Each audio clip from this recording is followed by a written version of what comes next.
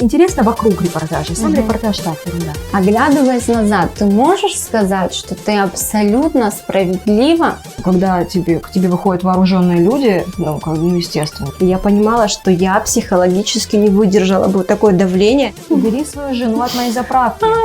Убери свою жену от моего ресторана. И ты там проклинаешь чиновников и вообще конец света. Я никогда не писала... нет, я писала, чтобы вы сгорели со своей мамой.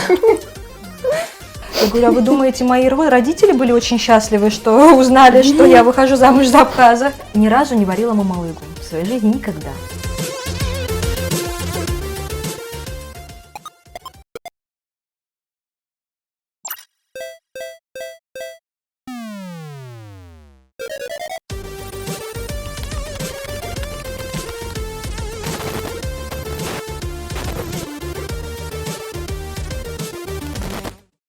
Всем привет! В эфире подкаст без названия. И сегодня у нас самый первый выпуск женского подкаста в новом составе. У нас сегодня в гостях Марьяна Котова. Марьян, привет! Привет! Как ты доехала? Я бежала. Марьяна, ты одна из самых известных журналистов в Абхазии. И сегодня мы попытаемся раскрыть тебя с новой стороны для зрителей. Постараемся это сделать. Ты работаешь на Абаза ТВ уже 14 лет. И мне очень интересно, не возникала ли мысль уйти с канала? Конечно, возникала. Но каждый раз, когда я хотела уйти, возникали какие-то интересные проекты. Один из них – рождение ребенка, когда я уже понимала, что все, я уже не могу, устала. Мне уже не интересно, каждый день одно и то же. А потом взяла и ушла в декрет.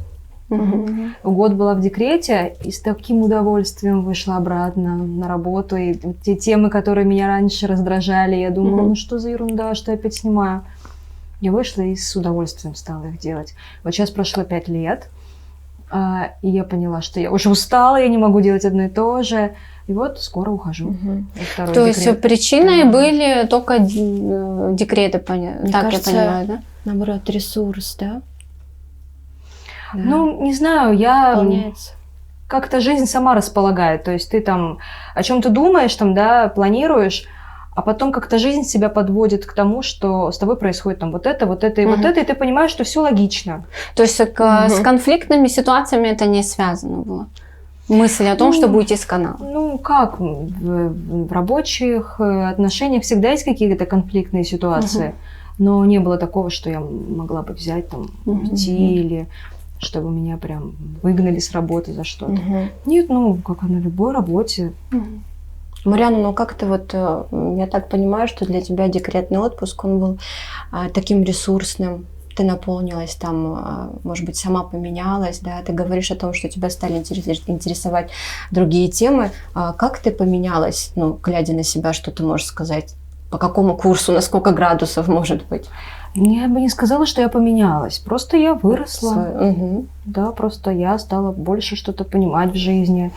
Больше увидела, почувствовала. И жизнь-то не поменялась вокруг. А я стала ее чувствовать глубже и видеть шире. И поэтому... Поменялось свое отношение. Отношение, да. К жизни поменяло отношение. Естественно, отношение к работе и качество работы тоже от этого изменилось. Я знаю, что ты начинала работу с газеты, ты начинала как пишущий журналист. Я и училась как пишущий журналист. Да. Смотри, ты приехала в Абхазию и стала работать в новом формате, телевизионном, для тебя новом формате. Сегодня ты продолжаешь совмещать телевизионный формат и работаешь на различные информационные агентства. Скажи, все-таки, что больше твое? Я не могу сказать. Одинаково? Да. Мне нравится работать со словом, то есть мне нравится писать. Сам процесс создания текста, как он складывается в голове, как он потом переходит в печатный вид, и как он при этом трансформируется, это же какое-то волшебство. То же самое с картинкой, когда ты идешь, ты видишь какой-то кадр, твой оператор видит какой-то кадр, да. Потом ты приходишь, начинаешь монтаж, это тоже волшебство. И как-то делать выбор в пользу слова или в пользу картинки, не приходится. Тем более у меня есть такая возможность не делать этот выбор, а работать и там, и там. Мне кажется, что... не сложно? Тем более сейчас, когда ты уже мать. Нет, не сложно. Но это единственное, что я умею. Я больше ничего в этой жизни не умею, и поэтому говорить, ой, мне так сложно там что-то. Ну а что я еще могу? Я больше ничего не могу. То есть ты занимаешься тем, что любишь? Ну да. Ну, я занимаюсь тем, что у меня получается. Я думаю, что у меня получается, поэтому я этим и занимаюсь. Может, это, не знаю, какое-то врожденное, не знаю, способности. Вот, ну, понятно, человек нашел себя и идет по направлению. Марьяна, вот сколько времени, по-твоему, ты уделяешь работе и сколько времени у тебя остается на личную жизнь? Ну, понятно, что к личной жизни отношу и семью, родственников, там, может быть, отдых, неважно, все остальное. То есть, как тебя хватает на это? Не знаю, трудно ответить. Это как-то я как-то не думала, я не считала, что вот у меня вот с понедельника по пятницу я работаю, там с 9 до 6 у меня работа, потом я прихожу, у меня дом. Нет, в журналистике же все совсем по-другому. Ты можешь отдыхать, и там опыт, ты увидел какую-то тему, там, да, ты что-то услышал, узнал. Ты такой пишешь редактору, представляете, может, напишем об этом статью, или там, ой, давайте сделаем сюжет. То есть в журналистике ты не выключаешься ни на секунду. Когда в семье мы обсуждаем, да, какие-то проблемы, там, какие-то события, всегда думаешь о том, не то чтобы думаешь о том, как из этого сделать новость, там, да, сделать из этого сюжет, а оно как-то само собой получается. Я поняла. Вот ты говоришь, ты не отключаешься на секунду, но у тебя есть ребенок.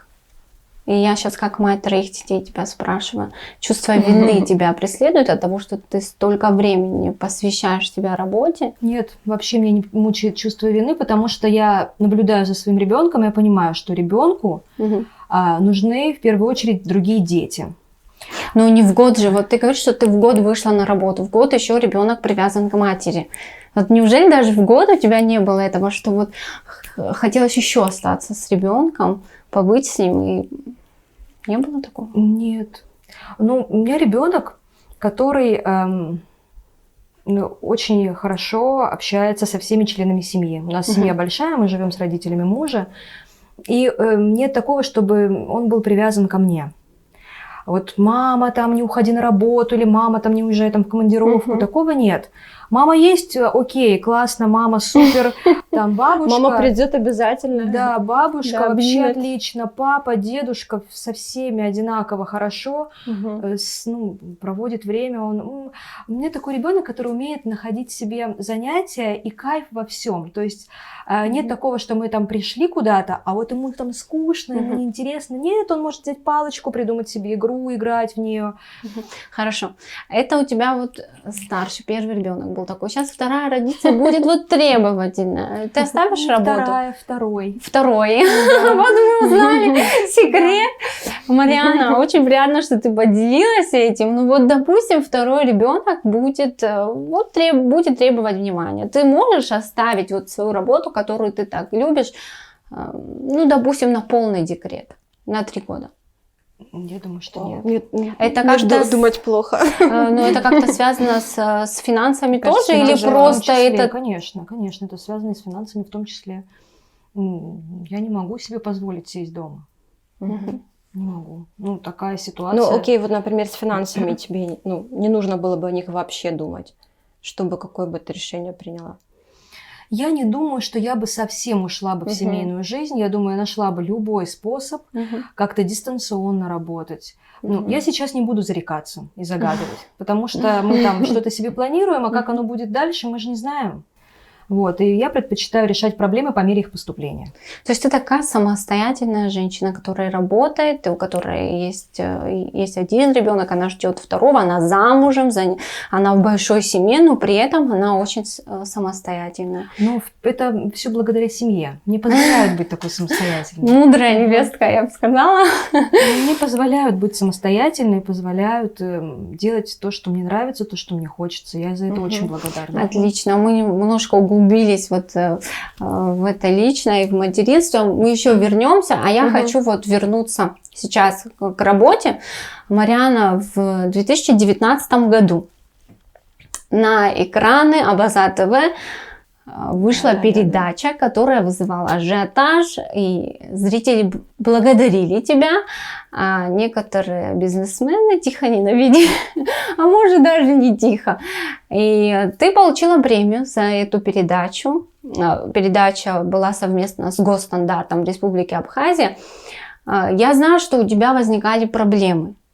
Если хочешь, ты можешь о них сейчас рассказать, но у меня вопрос немножко в другом. Если кто не помнит, может рассказать немножко про суть передачи, да?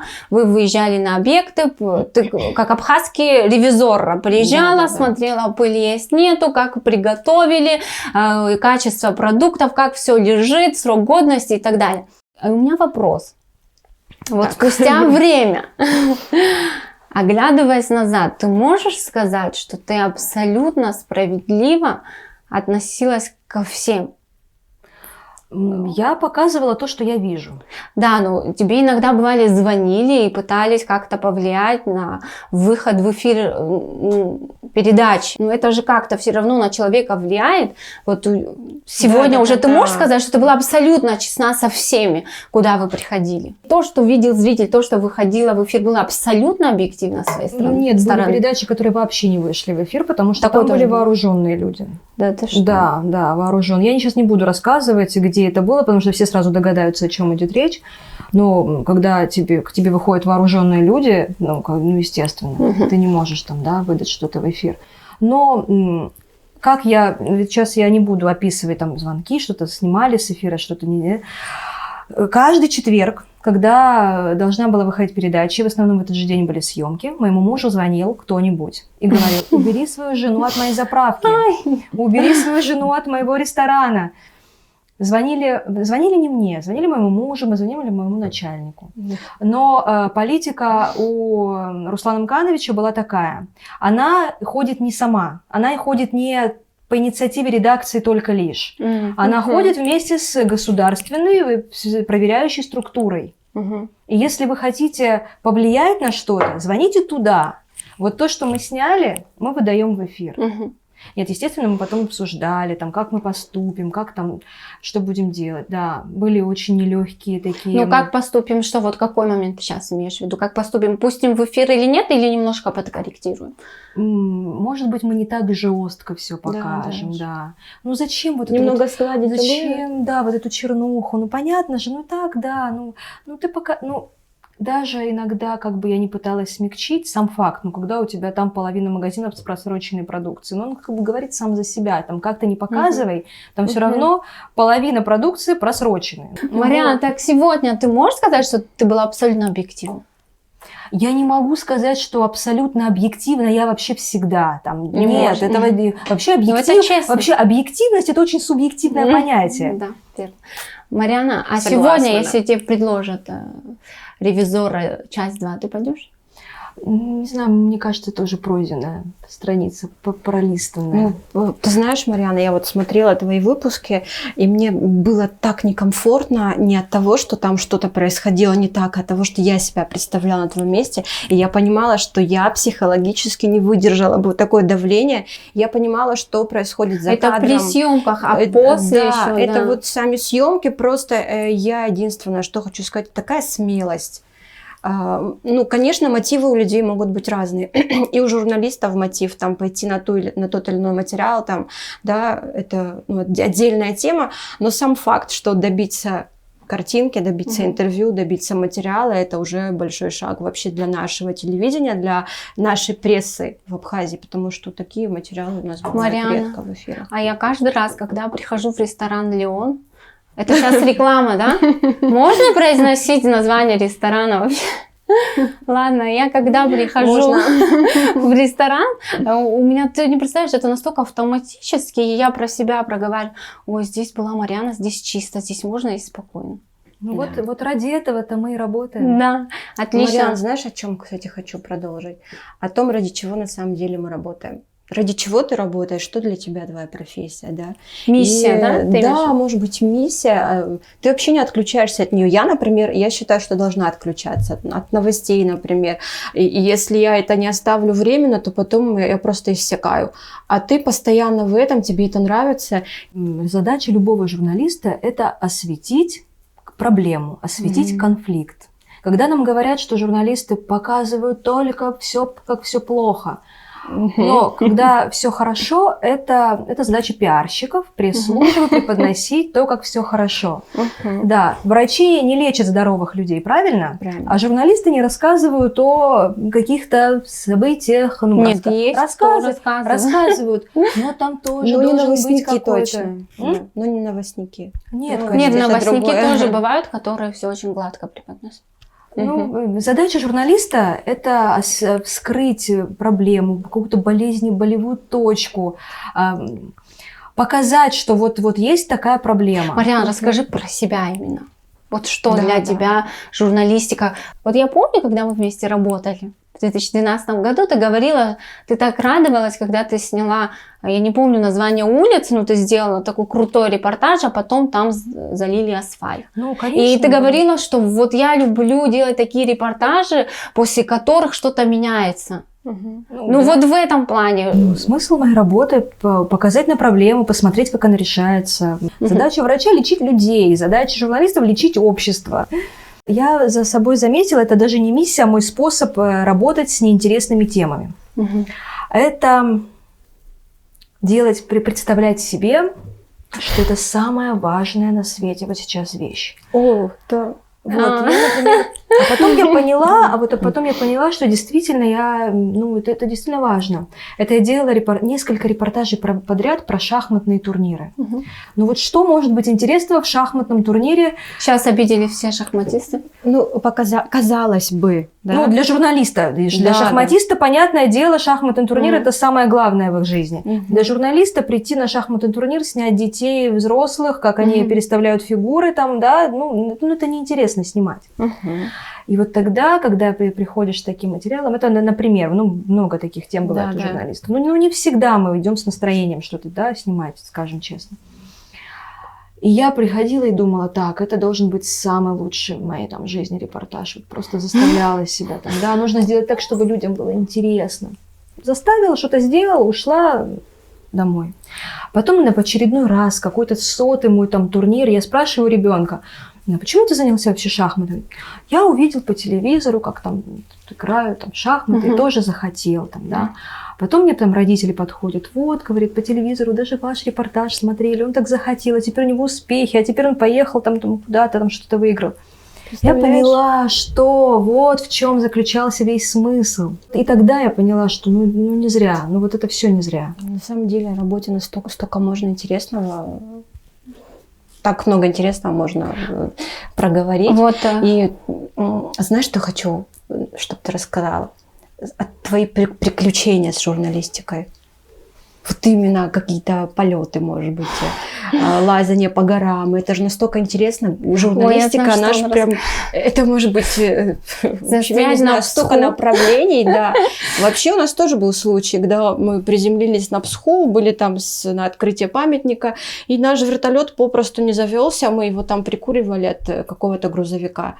И вот, это такой случай, такое маленькое путешествие журналиста. Но у тебя, кстати, очень много таких интересных событий было. Вот ты про Псху сейчас сказала. Я тоже вспомнила. Первый раз, когда мы полетели на Псху, тоже, какая тема? Повезли предвыборные бюллетени на Псху. Я помню, выборы в местные собрания. И повезли. Холодно. Это было 7 марта. Холодина.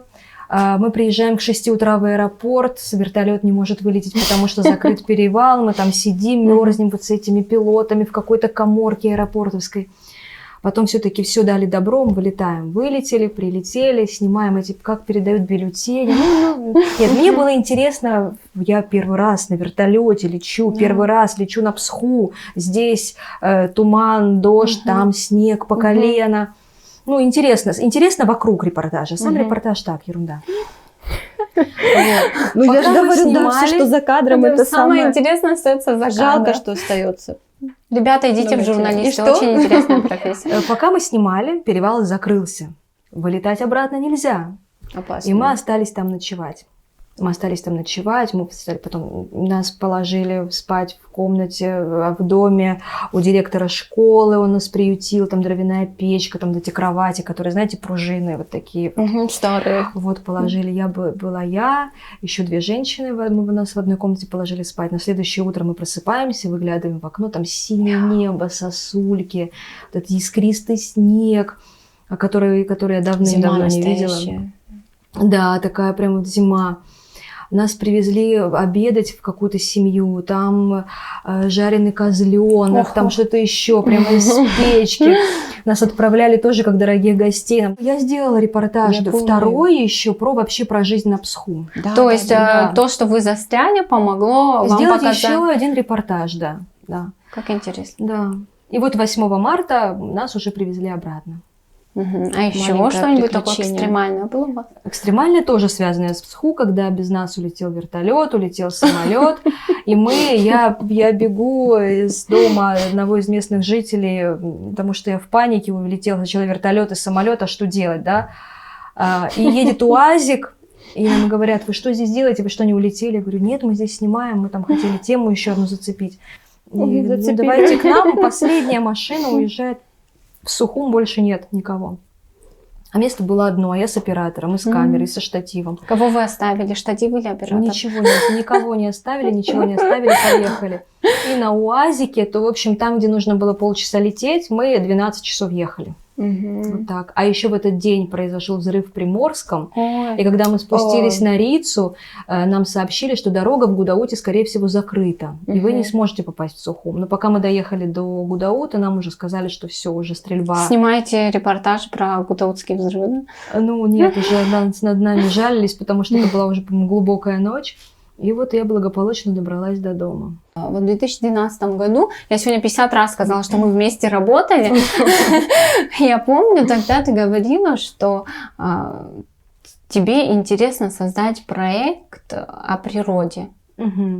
И чтобы показывать природу. Значит, ты тогда говорила, что это твое. И ты знаешь, я ждала, что появится проект Марианы, в котором вот она раскроется, она будет рассказывать и показывать то, что прям ее. Ну, почему до сих пор нет проекта Марианы? Расскажи, что это за проект? Что ты хотела бы, каким проектом Я бы хотела показывать какие-то интересные в Абхазии места, летать далеко в горы, ходить, не знаю, в походы. Почему? Почему ты не реализуешь? Давай вместе, Мариан. Подожди, мы сейчас вместе здесь подкастим.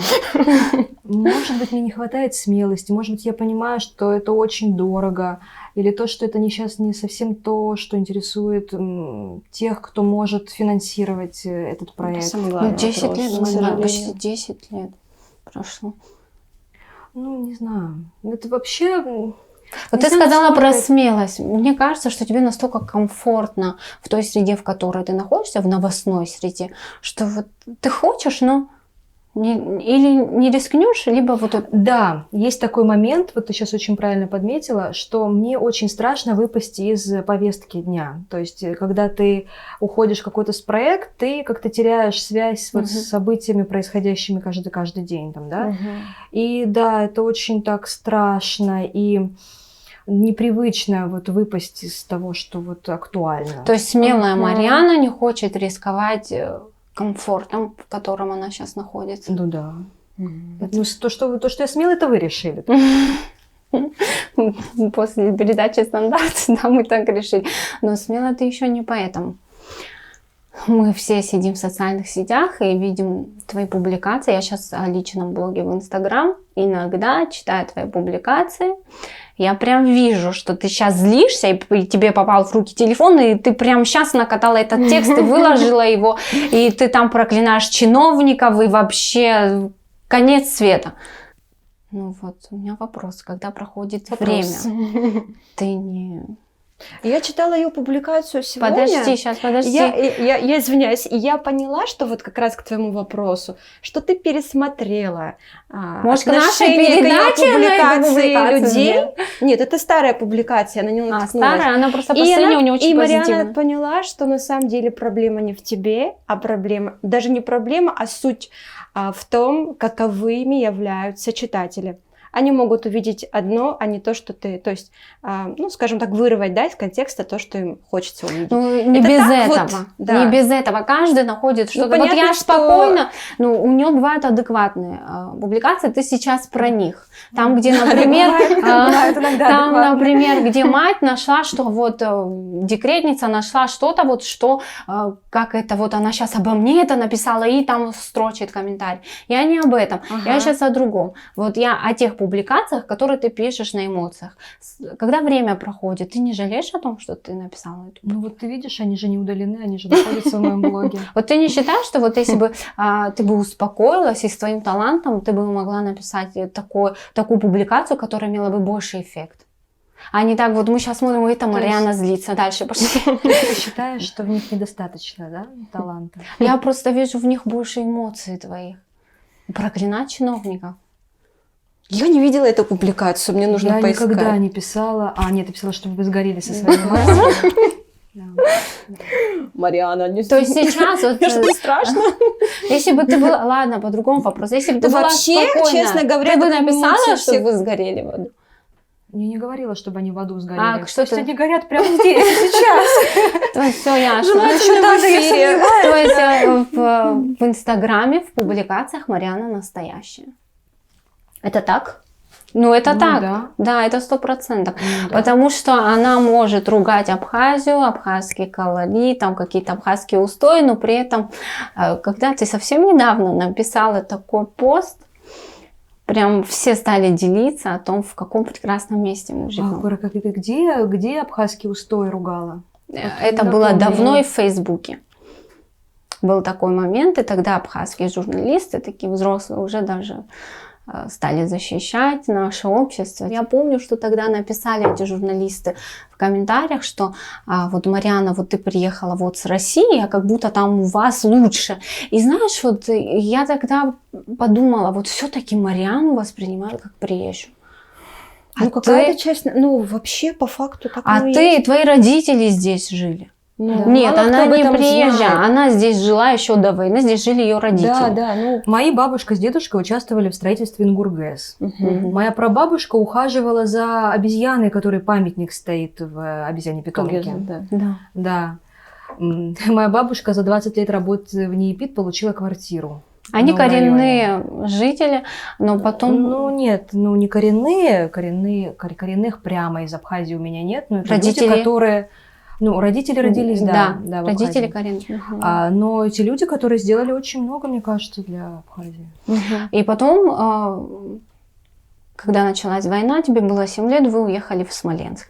И вот, к сожалению, вот нашего возраста, да, те, кто тебя знает, слышит, а тебе все равно вот у них такое восприятие, что ты приезжая. Ну а меня это вообще как-то не интересно, меня Не волнует. Не волнует, да. Нет, потому что вот когда ты пишешь что-то про Абхазию, я понимаю, что ты это говоришь, может быть, в сердцах, но по большому счету ты любишь Абхазию. Если честно, Абхазию считаешь мне как... совершенно все равно.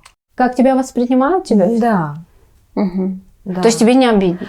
Да, то, что я пишу там, да, в Инстаграме, мне, конечно, да, интересно, там, сколько человек отреагировали, как они отреагировали. Я вижу, что там люди отправляют друг другу, там, не знаю, по 70 отправлений одной публикации там куда-то. Вот, я никогда не думаю, они с какими-то добрыми или со злыми мыслями это отправляют. Я смотрю, эта публикация популярна, ну, здорово. А что они там подумали про нее, это уже мне не интересно. Мгм. Но ты себя ощущаешь больше гражданкой Абхазии или гражданкой России? Я вообще себя не ощущаю гражданкой России, если честно. И никогда, мне кажется, не ощущала. Я всегда знала, что я вернусь в Абхазию. То есть мне Абхазия твоя Каким-то родина? образом, видимо, это заложено было, понимание, Но вообще говорят, что там, что где психологи бабушка, говорят, что до там, 7 где- лет формируется у человека его менталитет, да, ментальные какие-то вот особенности. И как раз до 7 лет я жила в Абхазии. И меня воспитывали так, как воспитывают тех, кто жил и родился там, да, в Абхазии. Вот я читала твое интервью для Спутник, и там ты говоришь о том, что, то есть вот находясь в Смоленске, я не понимала слушала родителей, потому что у них было другое поведение, и советы они мне давали странные. Ну да. То есть, в чем это заключалось? Сейчас сложно тебе сказать, что ты вот прям росла в абхазских традициях наших. Вот что ты имеешь в виду, когда ты говоришь, что вот в семье мы жили по-абхазски? Не так свободно я себя ощущала, как мои одноклассники, там, да, одноклассницы. Не так мне было все легко в плане общения со своими там сверстниками, там, да. Вот это, например. Потом отношения между мужем и женой, там, да. Я видела, как общаются друг с другом родители моих одноклассников, там, да. Там было совсем по-другому все устроено. Скромнее, скромнее, да? Как-то, да, у нас как-то это было... Стерженнее. Да, по-другому это было. То, как относится муж к жене, жена к мужу. Русские семьи совсем по-другому устроены, нежели наши. Сегодня ты невестка в абхазской семье. Ты девочка, вот ты говоришь, что ты росла здесь, в Абхазии, у тебя там что-то осталось от воспитания, вот что тебе родители давали, абхазского воспитания, как ты говоришь. Но все-таки это сильно отличается от нашего понимания абхазского воспитания. Скажи, сегодня в абхазской семье иностранной девочке сложно в качестве невестки? Мне очень просто. Знаете как? Знаете почему? Потому что вот я ни разу не варила мамалыгу в своей жизни никогда. Никогда. Хотя в Смоленске моя мама варила мамалыгу регулярно. Вот. Я ни разу не варила. Ну, смотрите, когда ты не абхазка в абхазской семье и делаешь что-то не так, говорят, что с нее взять? Русская. И так легко. То есть легко именно в этом плане? Ну, найти плюс в этой ситуации, это тоже... Надо было пригласить ее свекровь. Ну, послушай, к этому было тяжело, может, прийти? Может, тебя как-то, не знаю. Нет, моя семья очень хорошая. Даже дело не в семье, понятно, но есть же окружающие люди, возможно, обычно не понимающие родственники, пытающиеся там чем-то уколоть, что-то там сказать, да, обязательно что-то сказать, например. Может, был какой-то период, когда у тебя был там период принятия, и ты потом решила вообще не обращать на это внимания? Знаете, у меня был один такой эпизод, когда какая-то дальняя родственница мужа на каком-то плакании как-то села рядом со мной, такая, а ты ничего. В смысле? Ну, когда я узнала, что у Павла будет жена не абхазская, я так расстроилась. Я говорю, а вы думаете, мои родители были очень счастливы, что узнали, что я выхожу замуж за абхаза? То есть им не понравилось? Им не понравилось? Нет, надо же было что-то ответить. Еще вот такой был случай, я была подростком, мне было лет, наверное, 13 или 14, это было в России. И приехала к нам моя бабушка. У меня бабушка удмуртка, но замужем она за мингрелом. Вот, и она всю жизнь прожила то в Абхазии, то в Грузии, как-то вот так. И я что-то лежу, читаю на диване, читаю книжку, мама там что-то готовит, бабушка что-то делает, папа приходит с работы, говорит, что ты тут разлеглась, давай помоги бабушке с мамой готовить. И моя бабушка так говорит, ставь, пусть читает, ей же не за мингрела замуж выходить. Мол, да, то есть пусть она учится, вот это вот кухня, это все, да. Это ей все равно не пригодится. Но вот бабушка оказалась не совсем права, то есть потому что как бы культуры похожи и требования, в принципе, к женщинам одни и те же. Что хочу, какую тему раскрыть? Вот есть абхазские тонкости, которые может понять только абхазская девочка, нет?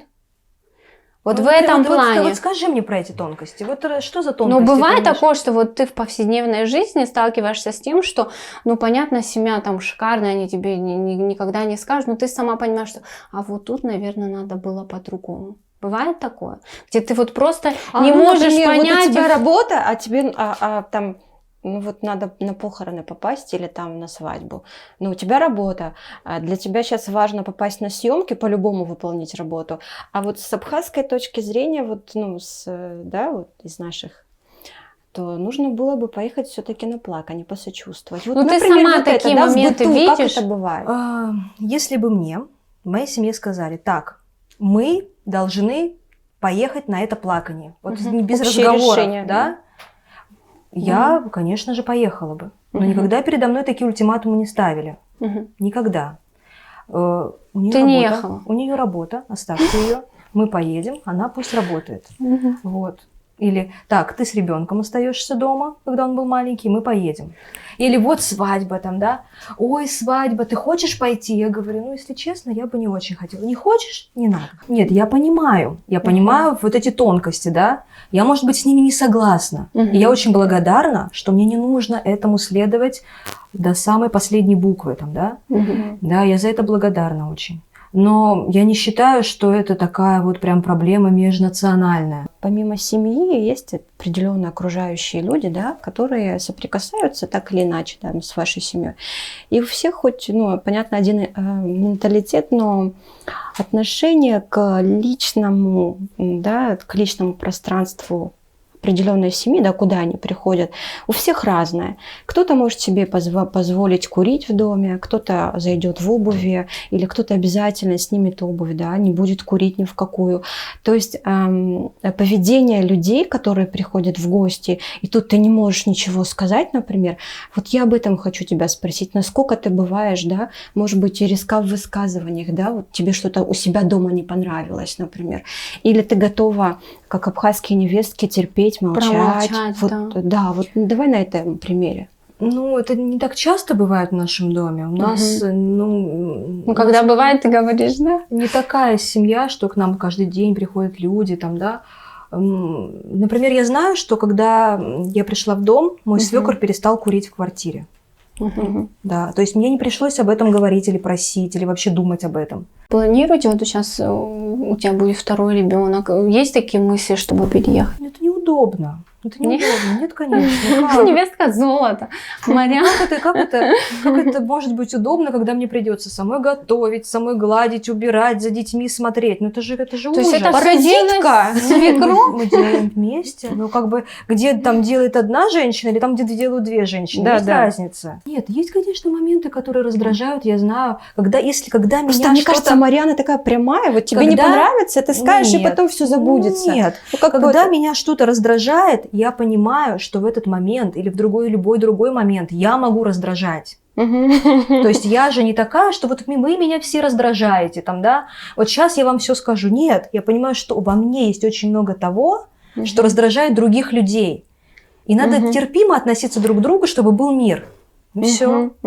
Надо относиться с пониманием. Золотая середина в чем получается, если, например, подытожить золотая середина отношений вообще в целом?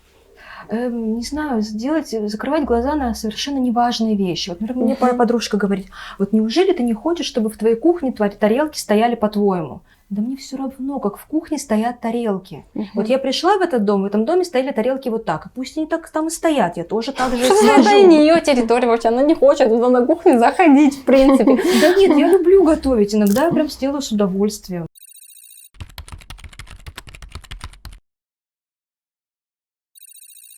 А вот эти популярные курсы, которые сейчас рекламируют там в просторах Инстаграм, вообще в интернете, что мы вам дадим глубокие мысли, а вы придете вот к глубоким познаниям. Что это такое, как ты думаешь? Спрос и предложение, рынок. Людям хочется, чтобы в их головы вложили прям сразу все легко. Заплатил денежку, раз, и ты мудрый, там, да, и ты умеешь что-то. Оп. Да. Но это желание людей, ну это как путешествие изумрудного города, там, да, вот про волшебника изумрудного города, когда каждый человек готов пойти на там что угодно, лишь бы получить то, что в принципе-то у него уже есть. А есть люди, которые на этом зарабатывают, они знают, что... Ну, вы с Элеонорой Гилаян хотите создать свой марафон и опустошить сознание людей. Стёп, это же для того, чтобы показать абсурдность вообще всей этой ситуации. Абсурдность в том, что кто-то зарабатывает? Абсурдность в том, что кто-то готов за это платить. Ну, это же выбор каждого. Ну, ты согласна с тем, что эти марафоны... выбор каждого. Ну, мы сейчас говорим... Сигареты, алкоголь, не знаю, это ну, выбор смотри, каждого. Мы сейчас говорим про цифровую науку, да? Скажи, вот ты в нее не веришь, но кто-то в нее верит и хочет в ней разобраться, и за это готов заплатить. А есть Мне эгоисты, кажется, которые верят в Иегову. А было еще, помните, Аум Сюнрикё, Но японцы, ты которые стебешься травили. именно над этим. Ну, потому что это прикольно, потому что это в Инстаграме есть, потому что... Но ты понимаешь, что некоторые реально верят. И я думаю, ты согласишься с тем, что пусть это в какой-то степени абсурдно, но человек туда Слушай, приходит и получает позитив. Ты согласна с этим, что человеку нужен позитив? За этим он идет туда. Когда человеку нужен психолог, а он идет за позитивом не к психологу, это очень плохо заканчивается обычно. Ну, кому-то же помогает. А кто На сказал, время. кстати, неизвестно. А потом этот человек пойдет и сбросится с крыши. Откуда ты знаешь его дальнейшую судьбу? Но это мы сейчас говорим о критических ситуациях, когда Да. человеку очень плохо. Но тут речь идет о том, что, ну, такие, например, дамы, как мы, да, мы с Ардой, например. Вот. Мгм. Мы ищем дальнейшие пути наполнения духовного мира. Там, энергетикой, например. Как это сделать, мы не понимаем. Вот, может быть, они нам расскажут. Может быть, так все выстроено. Но вы ходили? Рассказывали? Нет? А почему вы до сих пор не пошли, если вы так хотите этого? Потому что Это ты условно. стебешься над этим. А, то есть вы меня боитесь? Нет, конечно, просто я понимаю, что единственный человек, который может мне помочь, это я сама. Марьяна, а где ты черпаешь энергию? Да, в лесу, в горах, в природе. По грибам. Да, я очень люблю лес. Если бы я была настолько богатой, что мне не нужно было бы работать, я бы все лето проводила в горах. Ну, давайте вот эту вот тему все-таки мы Закроем. не то, что закроем, Я но хотела перейти. подведу итоги, что, в принципе, хочу сказать, что это мнение каждого, да, отношение к этой науке. А наука есть, и, естественно, она зарождалась, да. Кто придумал эту науку? Есть нумерология, которую еще Пифагор высчитал, там что-то, да, это интересно. Но вот эту науку вы глубже залезали, вы в интернете читали вообще, кто, Нет, когда... я читала свои цифры по своей дате рождения. Ну, и все, да, на этом все закончилось. да. Я просто поняла, что точно так же это определение может Таких подойти и направлений. другим Дело в людям. том, что в наше время настолько много, и все предлагают, мне кажется, вот есть центр, да, вот психология, воздействие на умы людей, и вот тут оттуда отходит там нумерология, сюцай, там какая-то еще куча всего, и все это выстраивается на основе психологии. В средние века была алхимия. Она тоже выстраивалась на психологии. Желание человека стать обладателем золота, не прилагая к этому практически никаких усилий. То есть делать из золота, из любого другого металла, а не добывать руду с киркой, да? А сейчас вот оно стало цифровой психологией, там, да, просто меняется время, но не меняются человеческие желания, меняется просто форма их реализации. Да, вот я тоже об этом хочу сказать, то, что все Девочки. имеет место быть в нашем мире, и каждый делает свой выбор. Каждый делает свой выбор, и важно, чтобы эти Может марафоны быть, если бы у меня помогали, было а не бы Главное, калечили. чтобы за этот выбор не приходилось платить очень-очень дорого, а потом очень-очень об этом жалеть, понимаете? Марьяна. Выбор мы делаем каждый день и всегда. Да, Марьяна, нам зрители не простят, если мы тебя не спросим о секретах красоты. Я, конечно, небольшой хранитель секретов красоты. Но мы знаем, что ты используешь в большей степени природные компоненты. Ты часто показываешь мыло натуральное и другие А маски. до этого ты какие-то. делала маски сама, Да. пока Ну, у нас да. магазинчики не появились. Как где что-то сохранить продается. красоту? Расскажи. Я вообще не специалист в этом. Ну, потому ты что так хорошо выглядишь. это гены. Нет, это гены. Я сейчас знаю, ты отвечала, что я хорошо выгляжу, мне же не 50, мне всего там 30 с хвостиком. Ну Я да. не поэтому. В 30 с хвостиком тоже девочки выглядят по-разному. Ты ухоженная, и ты на свои года выглядишь очень хорошо. Я ничего особого с собой не делаю, честно. Я Мгм. вообще не... Может, не- в этом секрет? Я не хожу по салонам. Вот я сегодня сходила, сделала укладку. Накрасилась я сама. К косметологу я хожу раз в год. Потом я понимаю, почему я так давно к нему не ходила, что не надо ходить к косметологу, потому что становится еще хуже, чем было. Вот. Другим девочкам, кто-то доволен, кто-то счастлив, кому-то нужно это все. Мне это не подходит. Говоря о красоте, мы не можем не сказать о том, что есть возрастные изменения, и они на нас всех, женщин, влияют по-разному. У тебя идет такое, что ты вот принимаешь себя и изменения возрастные. Ну да. А где изменения? Покажите. Но после 30, мы должны это признать, девочки, мы становимся другими. Ну, это конечно. и касается и... Всего. Да, и внешности в том числе. Вот у тебя были с этим проблемы? Или ты сразу вот приняла себя, вот свои изменения? Все женщины хотят быть молодыми. Вот я, например, собираюсь, после рождения ребенка займусь спортом обязательно, чтобы вернуться в форму. Нет, я уже знаю, что я не буду такой, как я была в 25 лет, потому что уже в 30 я не была такой, как в 25 лет, там, да. Но это все естественные процессы. Мне кажется, от принятия там, психологического там, да, старения нас уберегает то, что мы стареем вместе с нашими сверстниками. Да? И если бы я старела одна, тут мои там подружки такие молодые, как были, ну, конечно, это сложно, но мы-то стареемся вместе. И еще мы-то, в принципе-то, не замечаем наше старение. Вот я вижу там какие-то фотографии свои, где мне там 20 лет, я понимаю, вот здесь, конечно, девочка совсем молоденькая, сейчас уже другая, например, женщина смотрит на меня. Но есть плюсы возраста. Это, несомненно, я хочу, чтобы ты об этом поговорила, о плюсах возраста. Я хотела, да, сейчас об этом сказать, то, что когда мне там было 28, да, лет, когда я уже, думала, что что-то понимаю, да, в этой жизни, меня воспринимают как маленькую девочку. Там, да, приходишь на интервью и такие, сейчас я лапши на уши навешу. Вот. И как-то даже неприятно. Во-первых, тебя воспринимают не очень серьезно, потому что ты женщина. Во-вторых, там, да, ты выглядишь молодо и думаю, девчонка какая-то пришла. Вот. И плюсы возраста в том, что чем ты становишься старше, тем серьезнее тебя воспринимают твои собеседники. Ты себе нравишься, глядя в зеркало, или просто вот... Да, я себе нравлюсь иногда очень не нравлюсь. Иногда, самоуверенная ты женщина? Нет, вообще нет. Нет. Мне очень хочется быть красивой, но я понимаю, что с классической точки зрения я не совсем подпадаю там, да, под каноны красоты, невозможно назвать меня красоткой. Вот. Но что делать? Вот так. Вообще в семье у меня сестра, и как-то с детства повелось, что она красивая, а я умная. И, конечно, хочется быть не только умной, но и красивой, но иногда и умной не очень получается быть. Вот. Но не знаю. Я хотела бы все-таки вернуться к журналистике. Все-таки мы все журналисты. И я хотела бы поговорить о проблемах абхазской журналистики.